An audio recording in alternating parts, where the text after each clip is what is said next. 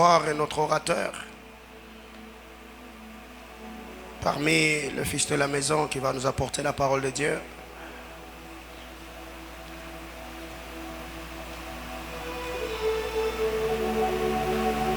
Plusieurs le connaissent comme un chantre. Il a plusieurs casquettes. Il est chantre, il est prédicateur.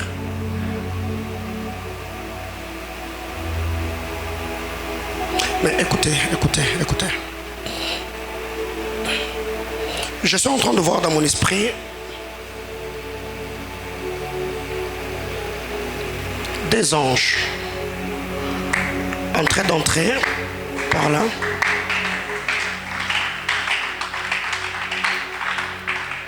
Et les anges que je vois quelqu'un comme avec une pommade. Je vois une pommade. Et l'autre, je le vois comme avec une seringue.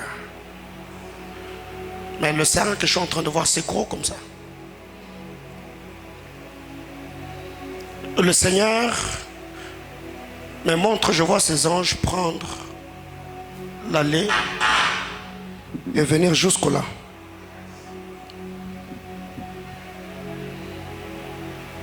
Le premier, je le vois piquer cette seringue dans l'épaule de ma soeur. Après avoir piqué ton épaule, je l'ai vu piquer le genou. Mais je vois cet ange en train de tirer du sang coagulé. Mais le sang que je vois, le sang à la couleur verte. Et je vois l'autre ange ouvrir la boîte et je le vois commencer comme à t'émasser. Après qu'on ait tiré du sang, je vois cet ange comme en train de te faire le massage. Et alors qu'on était en train de t'émasser, je te voyais commencer à bouger ta main gauche et ta jambe. Le Seigneur me dit, rends grâce à Dieu.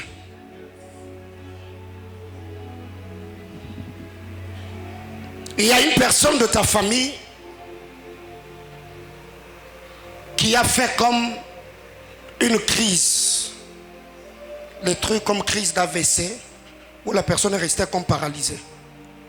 C'est qui? Votre mère. Elle a la paralysie. Côté gauche.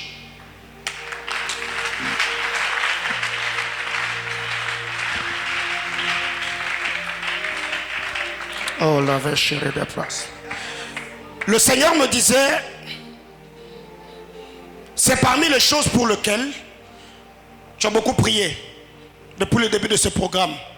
Tu as demandé à Dieu que le Seigneur guérisse ta mère. Le Seigneur me dit, les deux anges que j'ai vus entrer, ils ne sont pas venus pour toi.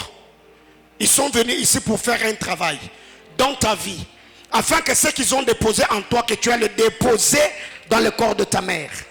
Je ne veux pas traîner, je vais m'arrêter là. Le Seigneur était en train de me dire, rends de multiples actions de grâce à Dieu.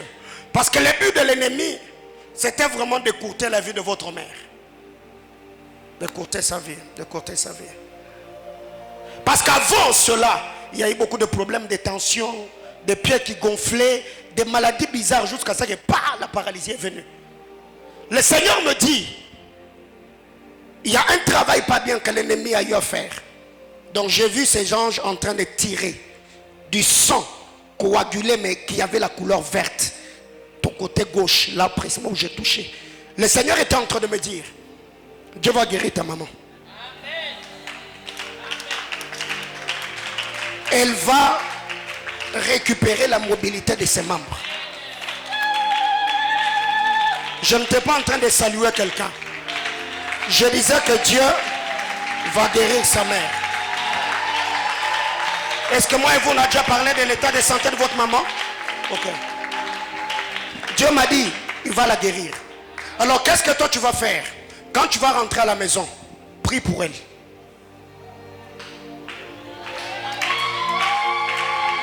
Prie pour elle. Prie pour elle. Prie pour elle. Prie pour elle. Le côté gauche qui est paralysé, c'est là que j'ai vu on tirait du sang. Ton côté gauche. Dieu me dit, si tu as beaucoup prié pour ta maman, parce que tu as dit à Dieu, ma mère ne doit pas mourir avant que je me marie. Ma mère doit rester vivante. C'est ce que tu as dit à Dieu. Le Seigneur me dit, Dieu va garder ta mère à cause de toi. Elle va...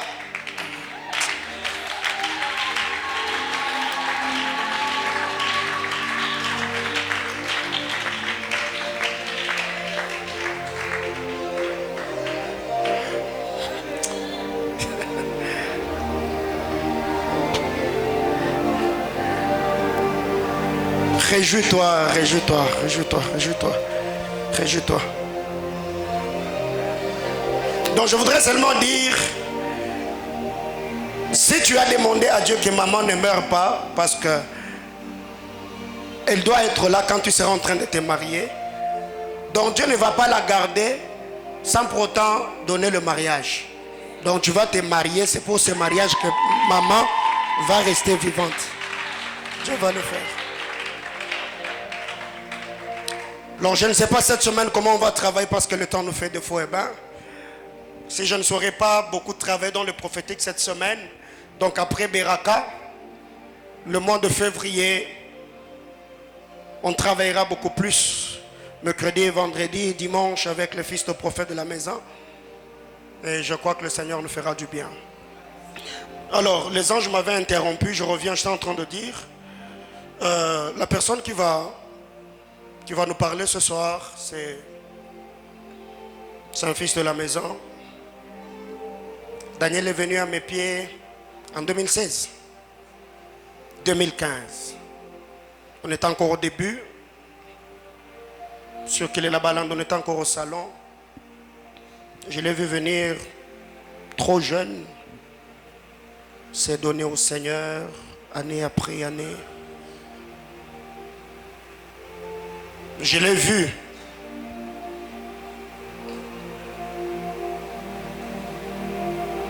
servir le Seigneur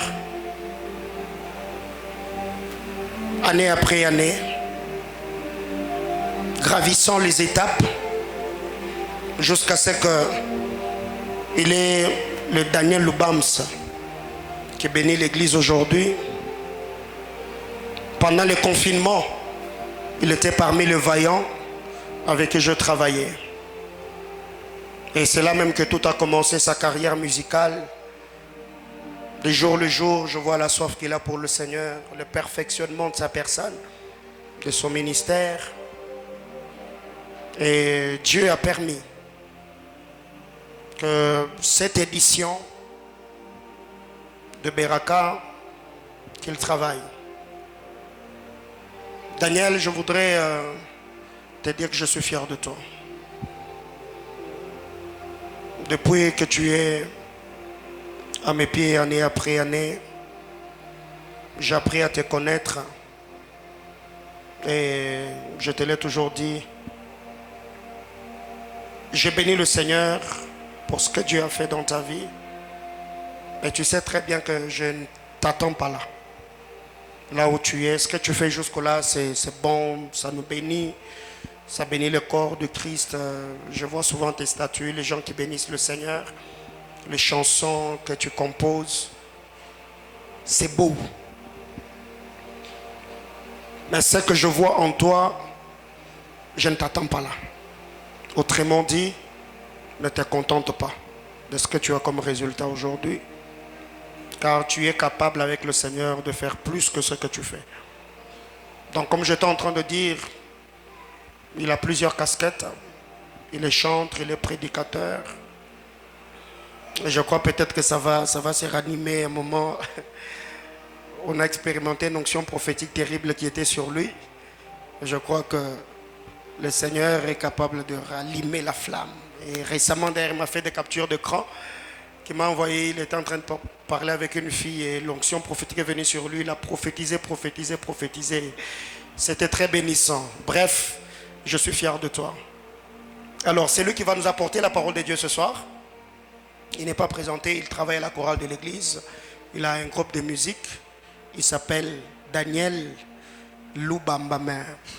Il s'est fait ce personnage de Daniel Loubams.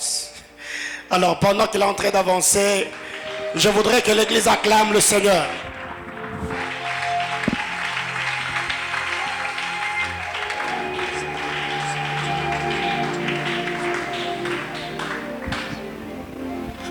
Alléluia. Est-ce que tu peux encore acclamer le Seigneur?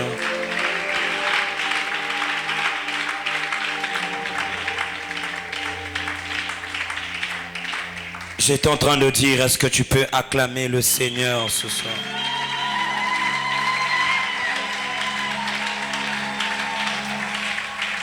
Cette semaine, c'est une semaine dangereuse. J'aimerais dire à quelqu'un, j'aimerais encore le répéter.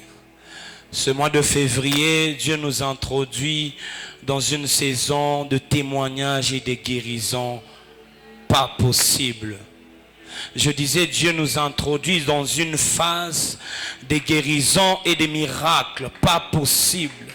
Parce que moi, quand papa est en train de parler, moi aussi j'ai vu ces deux anges. Mais moi, dans mon esprit, j'étais en train de sentir comme un air soufflé. Et Dieu était en train de me dire que c'est une saison de restauration où Dieu introduit l'église. Oh, j'étais en train de dire à quelqu'un que Dieu est en train de t'introduire dans cette saison dont tu as tant attendu. Je disais à quelqu'un ce soir, je ne viens pas consoler quelqu'un parce que tu es blessé. Mais je viens t'encourager parce que tu es blessé, que c'est par là que Dieu va te bénir. Je dis à quelqu'un ce soir, l'onction de Dieu est présente et il est disponible pour toi. Alléluia. Aide-moi à bénir la personne qui est à tes côtés. J'aimerais vraiment dire merci au couple pastoral. Merci à maman. Merci à papa pour la confiance. Investissement qui a été fait dans notre petite personne. Nous sommes vraiment très reconnaissants. Il y a beaucoup de choses. Si je me mettais à remercier papa et maman, je pense que j'écrirais un livre. Alléluia. Et est-ce qu'on peut acclamer pour papa et maman, s'il vous plaît?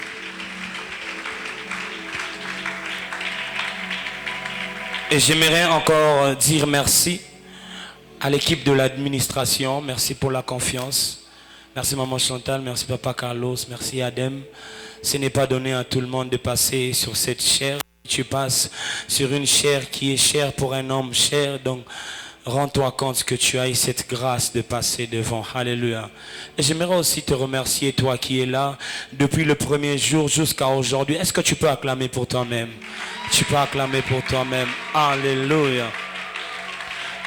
J'aimerais aussi dire merci au collège des prédicateurs. Quelle profondeur, quel enseignement qu'on a reçu.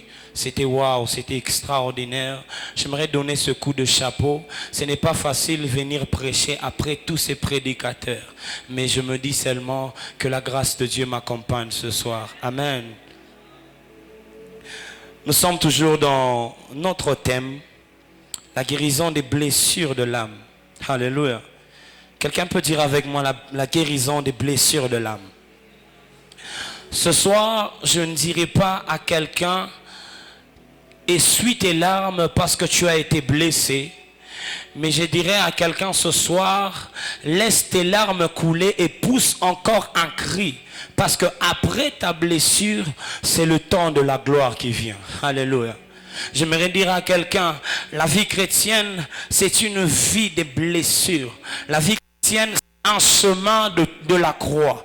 La croix, la Bible dit, quand Christ nous appelle, il nous demande que chacun puisse porter sa croix. Alléluia. La vie chrétienne n'est pas une vie quand nous venons, c'est une vie de bonheur directement. La vie chrétienne, nous devrons d'abord payer le prix, nous devrions accepter les douleurs, les rejets, les critiques de la croix avant de voir la gloire. Alléluia. Et de nos jours, étant nouvelle créature, il est vraiment devenu impossible ou difficile de pardonner. Permettez-moi d'enseigner quelques minutes. Après, je vais prêcher comme je le sens. Mais étant chrétien, étant nouvelle créature, étant pasteur, étant choriste, étant prophète, étant même frère, étant même président d'un département, c'est devenu difficile pour moi et pour nous de pardonner plutôt. Alléluia. Parce qu'on ne s'attendait jamais à ce qu'un proche puisse nous blesser. J'aimerais dire à quelqu'un, ce n'est pas un homme extérieur qui viendra te blesser, mais c'est la personne qui est à côté de toi. Alléluia. Et Christ est l'exemple parfait qui nous enseigne qu'il est possible de vivre avec une personne qui te veut le malheur. Alléluia. Christ vit avec Judas. Je n'ai vu dans aucune écriture où Christ maudit Judas, mais Christ dit plutôt à Pierre, arrière de moi Satan. Mais Christ savait la mission que Judas avait dans sa vie ou dans son ministère. J'aimerais dire à quelqu'un ce soir, ne blâmez pas les personnes qui vous blessent. Alléluia. Ne haïssez pas les personnes qui vous blessent. S'il est impossible de pardonner, ce soir j'aimerais te dire, pardonne toute personne que tu n'as pas encore pardonné. Parce que par le pardon, c'est où Dieu t'attend. J'aimerais même scandaliser une personne. Il est possible à peut-être un voleur, il est possible à un brigand d'entrer dans le royaume des cieux directement, mais il est impossible à une personne qui ne sait pas pardonner d'entrer dans le royaume des cieux. La Bible dit, il est facile à un chameau de passer par une aiguille. Alléluia. Un brigand sait reconnaître directement, il sait reconnaître qu'il est pécheur. Mais une personne qui ne pardonne pas ne peut pas entrer dans le royaume de Dieu. Alléluia. Nous devrions apprendre à pardonner. Nous devrions apprendre à faire du bien. Car c'est à travers le pardon que notre bénédiction nous attend. Alléluia. Et mon texte de base ce soir, il est dans Hébreux 12, 15. Je vous inviterai qu'on puisse le lire. Hébreux 12, 15. Hébreux 12, 15. Si quelqu'un est là, peut dire Amen. Est-ce qu'on peut lire ensemble Hébreux 12, 15? Allons-y. Veillez à ce que personne ne se détourne de la grâce de Dieu, que personne ne devienne comme une plante nuisible, vénéneuse qui pousse et empoisonne plusieurs. Est-ce qu'on peut acclamer pour la parole de Dieu? Étant envoyé de Dieu, je me suis posé certaines questions.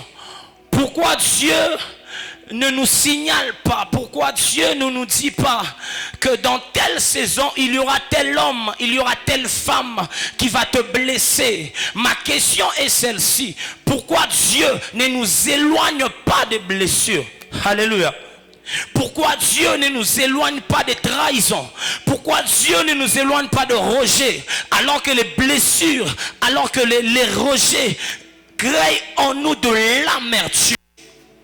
Or, il est interdit à un enfant de Dieu de porter en lui l'amertume. Alléluia. L'amertume est comme un poison. L'amertume peut se définir comme une rancune, une haine. Souvent, nous sommes blessés consciemment ou inconsciemment. Nous haïssons certaines personnes consciemment ou inconsciemment. Quand tu vois la personne, tu sens en toi une colère. Quand tu vois la personne, tu te souviens de l'humiliation que cette personne t'a fait vivre. Et j'aimerais dire à quelqu'un ce soir, l'amertume est interdit de rester dans le cœur d'un enfant de Dieu. La rancune est interdite de vivre longtemps dans le cœur d'un enfant de Dieu. Nous sommes dans l'église, mais si vous demandez par-ci, par-là, par les départements, par les modérateurs, par les prédicateurs, combien de blessés y a-t-il? Il y en a plein. Mais ce soir, je ne suis pas venu exposer les blessures des rois, mais ce soir, je suis venu dire à quelqu'un qu'il est interdit, Dieu t'interdit ce soir de garder l'amertume dans ton cœur. L'amertume est un poison. L'amertume, quand elle se dégénère, l'amertume empoisonne. La dégénération, je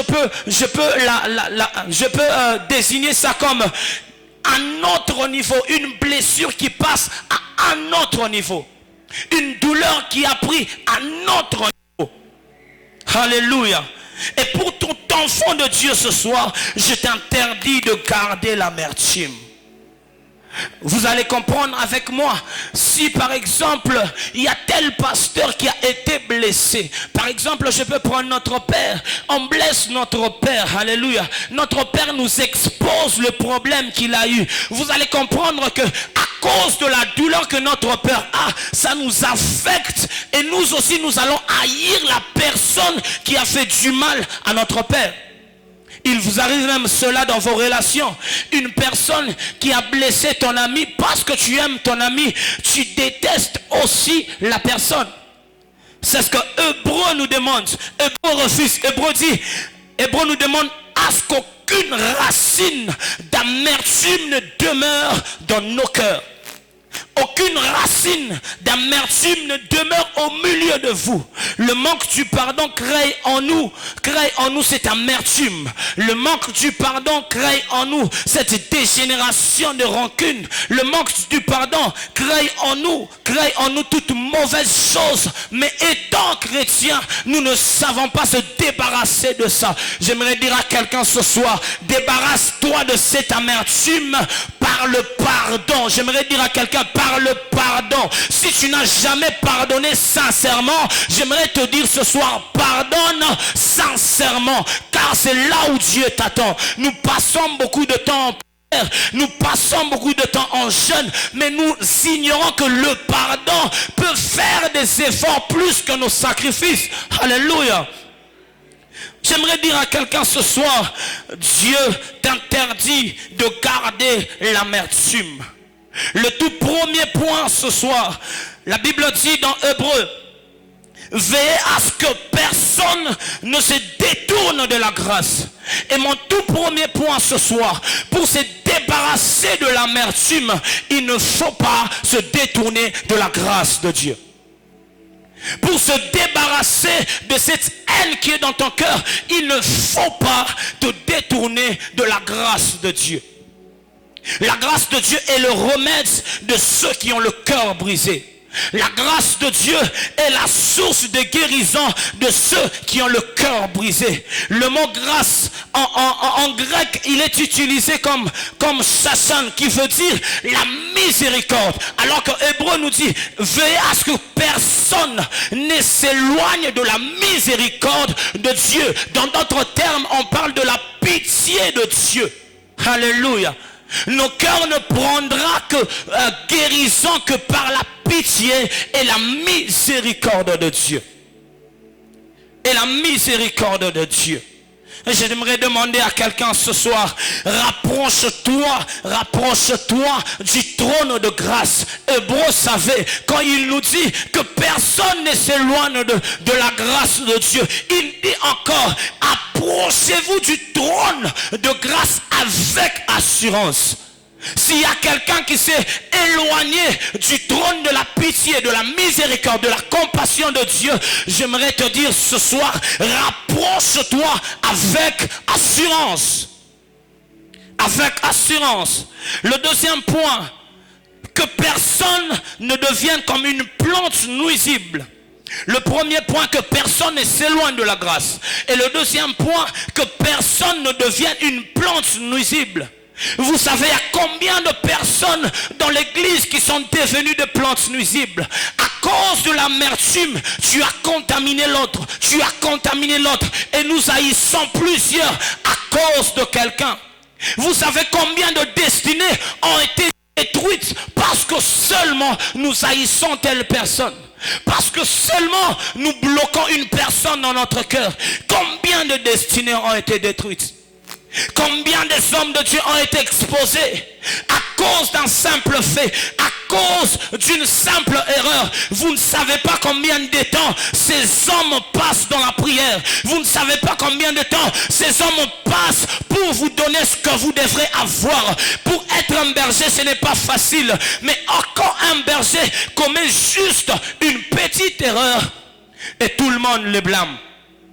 À cause de vous, plusieurs ont été exposés. À cause de vous, plusieurs personnes ont été haïes. Que personne ne devienne une plante nuisible. Peut-être tu es une plante nuisible inconsciemment ou consciemment, mais j'aimerais te dire ce soir que personne ne devienne une plante nuisible. Dis à ton voisin que personne ne devienne une plante nuisible. À cause de l'amertume, plusieurs aujourd'hui sont devenus des plantes nuisibles et empoisonnent plusieurs.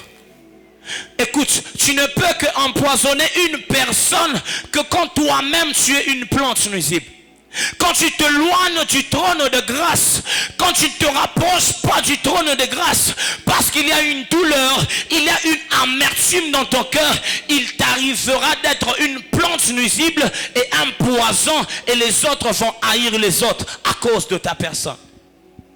Combien de personnes ne parlent pas entre eux à cause d'une histoire dont vous n'étiez même pas là. On vous a juste raconté et tu haïs une personne. J'aimerais dire à quelqu'un ce soir, si tu as déjà haï une personne, je te demanderai de libérer cette personne au nom de Jésus. Et quand on lit Ephésiens 24, 3 à 1, la Bible dit que toute amertume, toute fureur, toute colère, éclat de voix, toute calomnie et toute forme de méchanceté disparaissent au milieu de vous. Un autre type de poison, la colère, la calomnie, la fureur, éclat de voix. Éclat de voix dans d'autres termes, c'est se moquer des autres personnes. Mais toutes ces choses sont dans l'église. Alors que nous venons prier, alors que nous venons chercher Dieu, toutes ces choses-là, nous les retrouvons dans l'église. Mais Ephésiens nous interdit, il dit que toute fureur, toute colère, éclat de voix, toute calomnie et toute forme de méchanceté disparaissent au milieu de vous. Ce soir, je prie que dans l'église Manaïm, je demande à Dieu qu'il fait disparaître toute fureur, qu'il fait disparaître toute colère, qu'il fait disparaître tout éclat de voix, qu'il fait disparaître toute méchanceté au nom de Jésus. Je demande à Dieu que avant que Dieu puisse élever cette église, que Dieu prenne soin de nos cœurs et que Dieu nous élève. Que Dieu ne nous expose pas avant de traiter nos cœurs. Parce que une gloire sans avoir un traitement de cœur, ça devient une vengeance. Parce que telle personne m'avait fait telle chose, maintenant j'ai la capacité de le faire seul. Écoute, même si tu as la capacité de le faire seul, Dieu utilise souvent certaines personnes pour te blesser afin que tu entres dans ta saison de bénédiction. Quelqu'un ne le sait pas, alléluia. Et le troisième point, comment éviter d'être une plante nuisible pendant ou après une blessure? Excusez-moi d'aller si rapidement, mais nous courons vers l'heure, le temps. Comment éviter d'être une plante nuisible pendant ou après une blessure? Lisons Luc 23, 34. Luc 23, 34. La Bible dit, Jésus dit, Père, pardonne-leur car ils ne savent pas ce qu'ils font. Alléluia. Pour éviter d'être une plante nuisible, petit point A, il faut prier pour la personne qui t'a offensé. Alléluia. Il faut demander pardon à Dieu pour la personne qui t'a offensé. Vous savez que souvent nous prions mal. Souvent nous prions, pardonne-nous nos offenses comme nous avons aussi offensé. Non, il faut dire, pardonne-nous nos offenses comme j'ai pardonné telle personne. Tu cites le nom de la personne dans la prière. Tu te débarrasses de cette personne. Alléluia. Il faut prier pour la personne qui t'a blessé. Jésus dit, Père, pardonne-leur car ils ne savent pas ce qu'ils font. Les mêmes personnes que Jésus nourrissait, les mêmes personnes que Jésus était en train de bénir, les mêmes personnes que Jésus a multiplié les pains et les poissons, c'est les mêmes personnes qui se tiennent devant Jésus pour dire, crucifiez-le. Il faut être fort pour demander pardon à une personne qui t'a blessé. Une personne qui t'insulte maintenant, une personne qui t'humilie maintenant, faut être fort, faut avoir l'amour pour dire à Dieu, Seigneur, pardonne Daniel parce qu'il vient de me blesser. Vous savez pourquoi on n'arrive pas à pardonner? Parce que premièrement, quand nous sommes blessés, nous arrivons à faire parler notre cœur au lieu de faire parler le cœur de Dieu. Alors que quand une personne te blesse, fais taire ton cœur, fais parler le cœur de Dieu. Christ a fait parler le cœur de Dieu. Il n'a pas fait parler son cœur. Parce que je me rends compte, si c'était le cœur humain que Christ avait, parce que quand nous revenons en arrière, Christ dit, Père, éloigne cette coupe de moi. Mais non pas par ma volonté, mais ta volonté. Fais taire ton cœur. Fais parler le cœur de Dieu. Alléluia. Fais taire ton cœur. Fais parler le cœur de Dieu. Priez pour les personnes qui vous font du mal. Priez pour les personnes qui vous déçoivent. Priez pour les personnes qui vous haïssent. Normalement, la vie chrétienne, on s'attend toujours à une certaine dimension de personnes. Nous haïr certaines personnes peut haïr ta personne seulement parce que tu montes, seulement parce que tu fais plus que elle, seulement parce que tu es beau plus que elle. Mais Jésus nous demande de prier pour ces personnes quand nous sommes blessés. Qui a déjà prié pour quelqu'un quand une personne l'a blessé? Qui a déjà prié pour cette personne? Alléluia. C'est un remède qui nous aide à guérir nos cœurs. Priez pour les personnes qui vous blessent. Petit B, prendre cette personne ignorante. Petit A, je disais, il faut prier pour la personne qui t'a blessé. Petit B, prendre cette personne ignorante. Christ a dit, Père, pardonne-leur car ils ne savent pas ce qu'ils font. Normalement, quand nous arrivons facilement à être blessés, parce que nous disons la personne sait ce qu'elle fait. Si tu prends cette personne d'ignorante, je t'assure que tu garderas ton cœur. Il y a quelqu'un qui m'a dit, avant même que je ne monte du haut de la chair, j'ai remarqué que le frère était devenu mou. Il a changé de comportement. Je l'approche. Je le demande, je dis, mon frère, qu'est-ce qui ne va pas? Il me dit, non, seulement comme ça, j'ai changé, j'ai décidé d'avoir cette façon de vivre dans l'église. Je lui pose la question. On t'a blessé? La réponse du frère était, pendant Beraka. La réponse du frère, il me répond, il me dit, si tu me blesses, je te blesse. Alors que pendant du haut de cette chair, nous avons reçu des prédications de papa, des prédications des hommes de Dieu. Mais le frère est encore là, il dit, si tu me blesses, je fais quoi? Je te blesse. Et j'ai compris que le frère n'est pas encore guéri.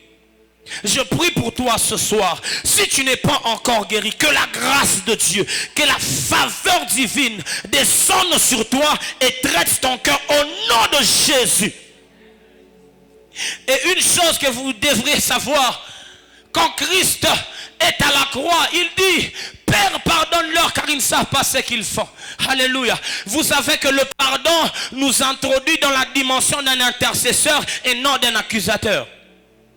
Plusieurs sont des accusateurs et non des intercesseurs. Alors que quand nous sommes blessés, nous devrions être plutôt des personnes qui intercèdent et non des personnes qui accusent. Vous savez pourquoi Adam a accusé Ève? Parce que Adam n'a jamais ressenti la douleur de l'enfantement. Quand Dieu demande, Adam répond, il dit, la femme que tu m'as donnée. Le premier accusateur selon la Bible, Adam.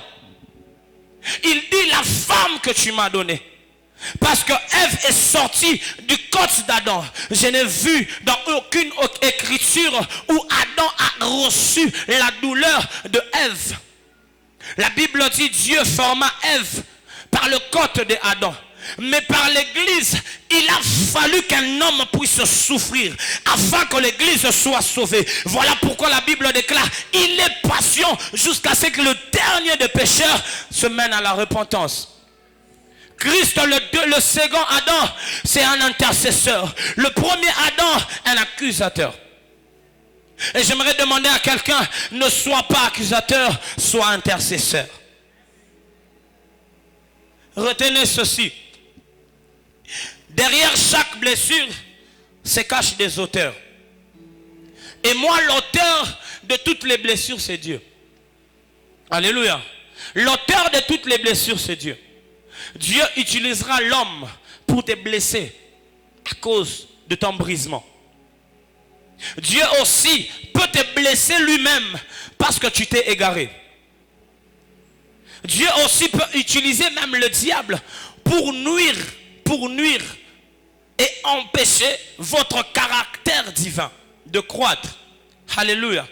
L'auteur de certaines blessures, l'auteur de plusieurs blessures, c'est Dieu lui-même. Certaines personnes se plaignent d'être blessées. Certaines personnes se plaignent de recevoir certains comportements, mais ils ne savent pas aussi qu'ils se sont déjà égarés de Dieu. Il y a certaines situations de vie qui nous arrivent dans la vie parce que nous sommes éloignés de Dieu. Et j'aimerais dire aussi à quelqu'un que parfois Dieu te blesse pour te bénir. Parfois Dieu te blesse pour les autres. La croix, premièrement, elle est la preuve que Dieu a exposé Christ pour sauver l'église. Premièrement, prenez les blessures du bon côté avant de les prendre du mauvais côté. Premièrement, quand une personne te haït, une personne te blesse, ne prends pas directement cette blessure du mauvais côté, mais prends-le du bon côté. Dis-toi, qu'est-ce que Dieu veut m'enseigner? Dis-toi, qu'est-ce que Dieu veut m'enseigner par là? Alléluia. Souvent, nous jetons directement, nous accusons Dieu. Seigneur, tu m'as abandonné. Seigneur, pourquoi ils m'ont fait ça? Mais j'aimerais dire à quelqu'un, si tu n'as jamais été blessé, tu ne seras jamais exposé à ton niveau de gloire. Or, pour vivre la gloire, il faut toujours atteindre cette dimension où même ton proche, ton prochain est capable de dire du mal de ta personne. Moi, si tu parles de mal en moi, je me dirai Seigneur, gloire à Dieu, parce que mon chemin de gloire arrive. Alléluia. Dieu, souvent, il vous blesse pour votre bénédiction. Et le quatrième point, pour finir mon enseignement, après avoir prié, ignore la personne et fais l'analyse. Il faut analyser. Alléluia. Il faut analyser. Pourquoi cette personne m'a blessé? Pourquoi cette blessure est arrivée seulement dans cette saison? Pourquoi ces hommes m'ont quitté? Pourquoi cette femme m'a trahi? Pourquoi cet homme m'a abandonné? Alléluia. Il faut analyser parce que quand vous lisez Genèse 45, permettez-moi de le lire. Genèse 45, 5, 7 à 8. Genèse 45, 5, 7 à 8. Si quelqu'un est là peut dire Amen. Genèse 45, c'est l'histoire de Joseph, où Joseph dit à ses frères, ce n'est pas vous qui m'a amené ici. La Bible dit, maintenant ne vous affligez pas et ne soyez pas fâchés de m'avoir vendu pour être conduit ici. Tu sais que pour ta bénédiction, tu dois être vendu. Tu sais que pour ta bénédiction, tu dois être haï. Tu sais que pour ta bénédiction, tu dois être... On doit te décevoir. Alléluia. C'est pour ta bénédiction. Joseph dit à ses frères, ce n'est donc pas